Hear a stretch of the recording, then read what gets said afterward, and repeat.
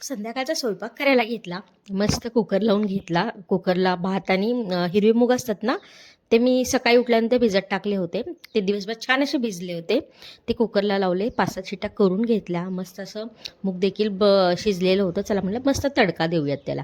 इथे कढई घेतलेली आहे. कढईमध्ये 4 ते 5 चमचे तेल टाकलेले आहे. तेल छान तापलं की त्याच्यामध्ये कांदा कट करून टाकलेला आहे, कोथिंबीर टाकलेली आहे, ठेचलेल्या लसणाच्या 5-7 पाकळ्या टाकलेल्या आहेत, लाल तिखट टाकलेलं आहे आणि नंतर थोडंसं काळं तिखट टाकलेलं आहे. आणि मूग शिजवताना मी एक 4-5 हिरव्या मिरच्या त्याच्यामध्ये टाकल्या होत्या आणि 2-3 लसणाच्या पाकळ्या देखील टाकल्या होत्या, म्हणजे छान टेस्ट येते.